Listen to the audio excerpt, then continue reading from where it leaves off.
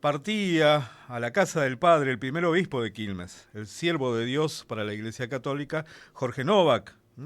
Esa figura que sigue iluminando el camino de una iglesia local, regional, que no calla frente a la injusticia, que camina con los pobres y que pone voz al servicio de los que no tienen voz, ¿no? En esta víspera del 24 aniversario de su Pascua. Este martes 8 de julio a las 7 de la tarde se va a celebrar una misa en su memoria.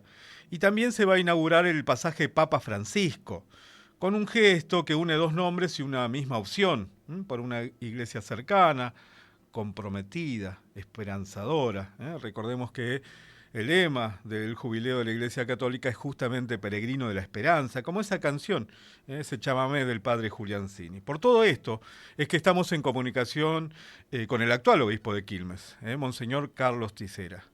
Padre obispo, buen día, gracias por atendernos. ¿Cómo está? Muy buen día, José, buen día a toda la audiencia. No, al contrario, agradecido y gracias también por esa introducción. Bueno, padre, es así, ¿no? Es verdad, es muy fuerte la presencia de Novak en nuestro territorio. cada vez más, es verdad. Sus enseñanzas han sido tan claras, ¿verdad? Y marcando siempre esas grandes opciones suyas, que son las opciones del Evangelio, ¿no es cierto?, de Jesús, ¿no? La Ujú. opción por los pobres, y la misión, porque realmente le quemaba en el alma la misión, como desde chico, ¿no? Como un misionero de pura cepa, la verdad, por Ujú. decirlo en la antigüedad. Este, Porque desde muy pequeño él quería ser misionero, ¿no? Y cuando se ordenó sacerdote en el año 1954, él había pedido a los superiores ir de misionero a Nueva Guinea, No. en Oceanía. Y soñó mucho en su seminario, sus jóvenes años, ¿no? Él tenía 24 cuando se ordenó sacerdote. Pero bueno, los superiores le pusieron mandarlo a estudiar a Roma, historia de la iglesia, y bueno, como también es un hombre de iglesia, fue muy obediente, buscando hacer la voluntad de Dios y no la suya. Y bien, así nos hubiéramos privado de tener un obispo así si iba el misionero tan lejos, Claro, ¿es claro, cierto? es En verdad. fin, los caminos de Dios, pero Sí. siempre fue un misionero, digamos. Y la tarea de él, hasta que fue obispo, fue la docencia y la formación. Docencia en historia de la iglesia, porque esa era su disciplina, pero también formando los futuros misioneros. Allí llegó a ser el provincial, o sea, el superior de toda esta región de Argentina y demás países de acá del Cono Sur. Él era el provincial de la Congregación del Verbo Divino, ¿no? Ujú. Cuando fue elegido obispo, el primer obispo de Quilmes, cuando se creó la diócesis y bueno, y él fue ordenado obispo para esta diócesis, ¿no? En el 1976, aquel 19 de septiembre. Ujú. Sí, Y allí quedó como esa huella, ¿no, padre? Y digamos que trasciende incluso la Iglesia Católica porque queda como un fuerte compromiso en lo social, en la defensa de los derechos humanos, sí, en el esas ecumenismo. inquietudes que él tenía ya antes de ser obispo, él ya había integrado con otros obispos y pastores de iglesias evangélicas el movimiento ecuménico de derechos humanos. Ujú. Y él lo dejó muy claro al venir, habló a los sacerdotes. Esto es una opción personal, yo no obligo que la diócesis lo haga, pero sí yo voy a seguir con esa opción. Y bueno, fue el hombre que tuvo las puertas abiertas para recibir a aquellas mujeres, sobre todo, que eran madres de desaparecidos que bueno, no encontraban puertas abiertas donde presentar sus corazones tan atravesados por ese dolor, ¿verdad? Ujú. Y él las recibía, les iba dando sus y desde el Evangelio, ¿no es cierto? Celebraba misas por los desaparecidos en los 3 distritos, en Quilmes, en Berazategui, en Varela, las misas mensuales, sus Ujú. enseñanzas eran realmente como siempre lo hizo él, ¿no es cierto?, desde el Evangelio, de la doctrina social de la Iglesia, digamos, de las enseñanzas que del momento eran de la Iglesia, tanto del Papa Juan Pablo como otros documentos, y bueno, él era muy sólido en sus enseñanzas, ¿no? Hasta diríamos clásico, pero muy comprometido, ¿no es cierto? Tiene una lucidez que hacen que haya sido uno de los profetas que ha tenido la Iglesia en estos años. El mismo Papa Francisco, cuando hablábamos de él, me decía, Novak ha sido una luz en el episcopado argentino. Realmente una luz que muchos quisieron ocultar también desde el mismo episcopado y de la misma Iglesia, muchos cristianos, y él tuvo que soportar a veces ser malinterpretado, hasta burlado muchas veces, ¿no? Por sus opciones. Pero bueno, él estaba muy en paz con su conciencia, ¿no es cierto? Él lo decía varias veces en uno de sus homilías o en discursos que tenía. Él iba diciendo: mi opción es la opción del Evangelio, es la opción por los pobres, sin excluir a nadie, pero esa era la claridad que él tenía en su misión. Padre, usted también ha tomado la opción de seguir por esa huella de una iglesia comprometida, de ser hacia afuera, de salida, como decía el Papa Francisco, ¿no? Y sí, yo simplemente un servidor que al lado de estos gigantes tan hermosos, tan grandes como son él, Pironio, Angelelli, Francisco, ¿no es cierto? En fin, tantos grandes hombres de la iglesia y mujeres también, ¿no? Que las hay y hubo, que han sostenido esa enseñanza y ese compromiso, ¿no es cierto?, de dar la vida. Cuántas acá en nuestra diócesis, ¿no?, consagrados y no consagrados, ¿no es cierto?, que han estado al servicio de las comunidades, de la gente humilde, sencilla, y lo puede uno ver porque uno lo cuenta, la gente, los mayores, ¿no? De todo ese trabajo de él, pero también animando a mucha gente, sacerdotes, religiosas, que han estado presentes en las comunidades de nuestros barrios. Él lo decía, ¿no?, que cuando el nuncio lo llama para decirle que lo habían nombrado obispo de esta iglesia de Quilmes, le dijo, entre otras cosas, es una diócesis de toda gente obrera, de trabajadores, etcétera. Y él dice, ¿no?, a poco venir me di cuenta de que una diócesis de obreros, una diócesis de desocupados. Y bueno, allí está, que estuvo muy presente también en tantas situaciones que vivió el país en esos años. Todavía estamos hablando del 76 en adelante, ¿no? He visto en la salida de la pandemia, cuando se hizo la primera misa de la esperanza después de la pandemia aquí en el cruce, digo, porque la iglesia de Quilmes siempre está muy sencilla en los símbolos, ¿no? Y he visto uno de los símbolos más lindos de la salida de la pandemia, que fue un homenaje a las trabajadoras de los comedores, que Así desfilaron a la entrada, digamos, ¿no? A con veces sus lo ollas, sus sencillo... cucharones, sí, y sí, pues son las cosas sencillas que a veces no se ven, Claro. pero son las que sostienen, digamos, la dignidad de la gente, ¿no es cierto?, que al menos tiene derecho a comer, ¿verdad? Y que en la pandemia fue muy difícil. Para algunos, si bien se quejan mucho del encierro, etcétera, pero tenían como pasarlo bien dentro de todo. Lo único que era que se privaban de alguna fiesta, de salir o lo que fuera. Pero otro era el tema que no tenían ni qué ponerle a la olla, ¿no es cierto? Claro. Porque no había trabajo, no había, porque muchos, gracias a Dios, siguieron cobrando sus sueldos durante la pandemia, pero hay otra gente que no pudo tener el pan para el día. Y eso fueron la tarea que se pudo hacer, gracias a Dios, sí, con ayuda del Estado, por supuesto, porque Cáritas, por ejemplo, hace muchas cosas, pero bueno, son programas, sean del Estado provincial, nacional, que, bueno, hacían que se pudieran, es cierto, contar con los alimentos, pero sobre todo el trabajo de la gente, y corriendo muchos riesgos. Sin embargo, allí estaban todos los días, ¿no es cierto?, haciendo de comer, repartiendo, ¿no es cierto?, jóvenes que se integraron también, ¿no es cierto?, muchos jóvenes en estos servicios, y de todo corazón, la verdad, porque no es que estuvieran tampoco atrás de algún sueldo, cosa parecida, claro. sino que realmente lo han hecho de corazón y lo siguen haciendo aún todavía, ¿no? Ujú. Sí, sí, sí, son gestos Muy que están emotivos. muy presentes y hacen al tejido social y a la solidaridad, que muchas veces hasta a veces es o discutida o lo que fuera, ¿no es cierto?, o no tenida en cuenta. Ujú.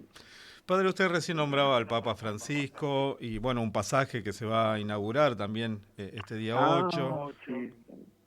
Sí, ha sido una iniciativa del Consejo Deliberante de Quilmes, Ujú, que he contado, por supuesto, con mi apoyo, el apoyo de la diócesis, y bien, entonces se va a descubrir una placa y ya se han puesto los carteles ya de de esa primera cuadra, la cuadra que está frente a la catedral, ¿no es cierto?, ujú, del colegio y lo que es la Casa de la Cultura, en la plaza, esa cuadra se llamará Pasaje Papa Francisco, y es un homenaje, un reconocimiento a un hombre que ha hecho mucho por la Argentina, también por nuestra diócesis, ¿no? Y claro. bueno, la última vez que él vino a la diócesis fue el 17 de diciembre del 2011, cuando a mí me puso en posesión acá como obispo. Ujú, La última vez que él vino estuvo en esa catedral, nuestra catedral. Así que lo vamos a recordar, ¿no es cierto? Va a estar presente el presidente de la conferencia episcopal, que es Marcelo Colombo, que es de nuestra diócesis, ¿no es cierto?, y claro. que ha sido párroco también de la catedral, rector del seminario, etcétera. Va a estar presente también él, va a venir a darle también todavía mucho más envergadura a esta celebración sencilla, pero un homenaje de corazón al Papa Francisco, ¿no? Ujú. Usted estuvo con él en enero, ¿no? La última vez. El 20 de enero estuve con él, sí, Ujú, sí, sí. Gracias a Dios tengo ese recuerdo de haberlo visto también. Fue la audiencia más larga que he tenido con él, de las tantas, gracias a Dios, que tuve, y esta fue como una hora, y 7:30 de la mañana, sí,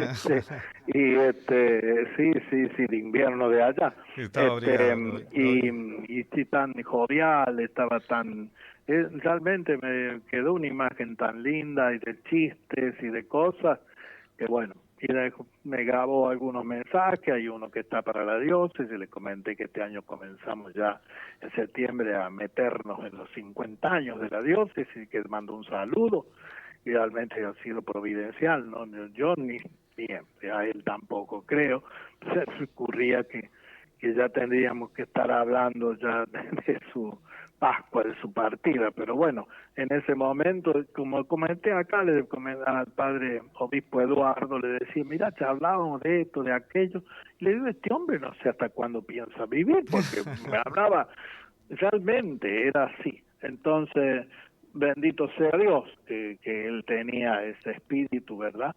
Pero sí, es cierto, su cuerpo deteriorado, un poco hinchado, es cierto, los corticoides hacían la suya, pero él también ha sido un poco la base para la enfermedad que contrajo más aguda, ¿no es cierto?, al Claro. último tiempo, ¿no es cierto?, porque entraron unos virus, como alguien dice, fue un festival de virus que tuvo ahí cuando estuvo en el Gemelli, pero al final no murió de eso, porque fue un ictus cerebral esa noche, gracias a Dios no sufrió más, Ujú, pero pudo despedirse en el domingo de los domingos, el más grande de los domingos, el domingo de Pascua, claro. darnos la bendición y darse el gusto de dar un paseo rápido, pero un paseo al fin en medio del pueblo, de la gente, en la plaza, que es donde él realmente se potenciaba, que le encantaba eso, poder saludar y estar con la gente, pero bueno, ese día estaba muy ya cansadito, después de la misa, el saludo del balcón, la bendición, etcétera, si bien lo leyó otro, pero Claro. y bueno, hasta el final, digamos, ¿no? Aquello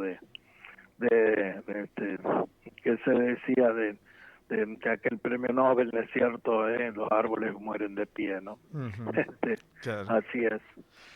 Así es, sí, un recuerdo muy cariñoso para nuestro Papa. Y bueno, ya digo, tan ligado a la vida también de Novak, con él compartieron del episcopado también, porque desde el 92 que fue obispo Bergoglio, ya tenía un trayecto largo, el padre obispo Jorge Novak, y bueno, en 2001 partió, y bien, es lo que queremos celebrar ahora, en la víspera, el 8, él murió el 9, queremos hacerlo en la catedral a las 7 de la tarde, ¿no? Bueno. En la celebración eucarística. Bueno, a 24 años de esa Pascua, en estos tiempos tan difíciles, padre, un Sí, poco lo ha mencionado, ¿no? Pero digo, ¿cuál sería o cuál es el rol de la Iglesia, eh, y o a la que está sostener, llamada? acompañar, ¿no es cierto? Hoy escuchaba por radio, pero yo lo sabía porque como estoy participando en el equipo pastoral social de la Iglesia Ujú. Argentina, y entonces estamos en estos días recibiendo distintas cosas, comentarios acerca de esto que se dice que por un decreto ya dejaría de existir el INTA, o al modo, o al menos al modo como ha estado hasta ahora, ¿no es cierto? Ujú. El INTA y otras instituciones tan queridas y tan necesarias, y bueno, la pastoral aborigen ha sacado un comunicado de apoyo al INTA, todo lo que está haciendo en estas, sobre todo en lo que a ellos les compete, ¿no es cierto?, que es acompañar a las comunidades aborígenes que sufren tantas cosas, ¿no es cierto?, Ujú. tan injustas, ¿no?, pues, ya de años y de décadas y hasta de siglos, pero bueno, ahora también esto, que para ellos significa cortarle los brazos, porque son donde los niños y los jóvenes, adolescentes y jóvenes podían formarse, ¿no es cierto?, en las escuelas, con esas huertas en donde iban los ingenieros y les enseñan, los capacitan, ¿no es cierto?, para el cultivo familiar y también, bueno, social, y bueno, y esto se vería realmente muy, porque claro, hay que quitarle digamos, todo el apoyo económico y Ujú. también el modo de funcionamiento, corre mucho peligro todas esas políticas públicas que eran de mucha data, porque el INTA, bueno, yo digo, es conocido de chico, ¿no es cierto? El Claro. ingeniero que había en Río Cuarto, ¿no es cierto? Que es un INTA muy importante, el ingeniero Castro Corbat, me acuerdo, por años fue el ingeniero y que siempre, bueno, que era otro tipo de sociedad en Río Cuarto, digamos, por decir así, próspera, Ujú. pero en muchos lugares del país es lo único que hay de apoyo a la gente en sus cultivos regionales, que son los que sufren mucho, sobre todo en las épocas de crisis, ¿no es cierto?, ¿no? Ujú. Porque no pueden a veces sacar sus productos, etcétera, pero sobre todo en lo que significa también la formación de esta en el trabajo, ¿no es cierto? Esto que decimos siempre, que tan deteriorada está la cultura del trabajo, el INTA es uno Claro. de los organismos que apoya mucho esto en tantos lugares, norte, sur, ¿no es cierto?, del país. Ujú. Padre, ¿usted se vino desde Río Cuarto a Quilmes? Sí, no, desde San Francisco, también Ah, provincia de Córdoba, desde San Francisco el noreste, ¿cierto? No sé si se ubica en la laguna más chiquita, sí. esa gran laguna, ¿no es cierto?, de agua salada que hay, bueno, toda esa parte, digamos, del noreste de Córdoba, muy lindando, muy cercana a Santa Fe, ahí fui obispo 7 años, Ajá. pero hasta mis 53 años estuve en mi región, en mi ciudad, en mi pueblo de Río Cuarto, ¿no? Sí. Ujú. Cuánto cambio, ¿no? En cuanto al paisaje, Sí, digo. hay tantas cosas, sí, que uno todavía... Serán las Extraña. cosas que uno tengo que preguntarle en la materia del juicio final, ¿no es cierto? Como que, pero bueno, hay que recibir la vida como viene nomás. Claro, claro. Gracias. Esta es la misión que uno tiene, porque, en fin, yo no es uno de mi único motivación siempre ha sido servir a Dios de los hermanos, ¿no es cierto? Donde Claro. me han pedido, y así lo hice en mi diócesis, en distintos, no me tocó estar demasiados lugares, pues primero 3 años de sacerdote en un pueblo muy pequeño, que atendíamos 5 pueblos, con otro sacerdote que me acompañaba mayor, y después ya fui párroco, pero casi no llegué a los 2 años en un pueblo muy lindo, a 100 kilómetros, Río Cuarto, Y después ya se había reabierto el seminario de Río Cuarto, así que ya estuve ahí abocado a la formación con otros sacerdotes de los seminaristas, ¿no? 10 años.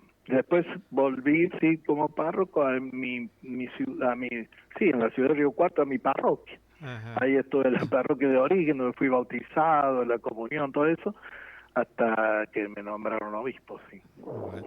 Alguna vez le escuché decir a Jorge Novak que el orgullo era pecado, pero si no lo fuera, había dicho, estaría orgulloso de nuestra diócesis. Así que digo lo Ay, mismo, sí, ¿no? él está. De nuestra diócesis y de nuestro obispo, padre. Así que le agradezco. No, gracias, son En este palabras momento, grandes. Uno tengo, creo ser consciente de mis limitaciones y mis pecados, por decir así, y que, bueno, Dios es muy misericordioso y que todo lo que sea de bueno, todo, la mayor parte es de Dios, y bueno, uno pondrá su parte, pero bueno, es lo que procuramos, y no yo, porque sí, sin los sacerdotes, sin los diáconos, sin las religiosas, sin tantos laicos que hay en la parroquia, poco y nada hace un obispo, ¿no? claro. Bueno, nos quedamos con este peregrino de la esperanza, si le Qué parece, ¿no? lindo. ¿Eh? Así es el lema del año santo que comenzó Francisco y si Dios quiere lo terminará León XIV en diciembre. Y sí, el lema también que hemos puesto para esta celebración del 8 de julio, Novak Peregrino de Esperanza. Bien, Y realmente así lo fue y creemos que él sigue peregrinando con nosotros, sí, bien. desde ya. Padre, siempre Le nos quedan... agradezco, José, muy Bueno, amable, y a ellas quienes te acompañan del programa, pero también, bueno, y el AUNAG, que realmente para nosotros es un orgullo también. de hecho, bueno, esta radio tiene una frecuencia que cede el obispado de Quilmes para que podamos trabajar. Y bueno, y sí, siempre hemos procurado que, porque ha habido otras frecuencias más que Claro. en un momento tuvo la diócesis, y siempre cuando se han cedido ha sido en bien de instituciones que hacen a la vida social, ¿no es cierto?, de todo de esta región nuestra. La diócesis son los tres partidos, de Ujú. Florencio Varela, Berazategui y Quilmes, y bueno, siempre que cumplan esa misión, que yo creo que es fundamental lo que hacen los medios de comunicación, bien usados. Gracias, padre. Un abrazo. Un gran abrazo, que Dios los bendiga. Gracias. El padre es el padre obispo de la diócesis de Quilmes, Monseñor Carlos Ticera.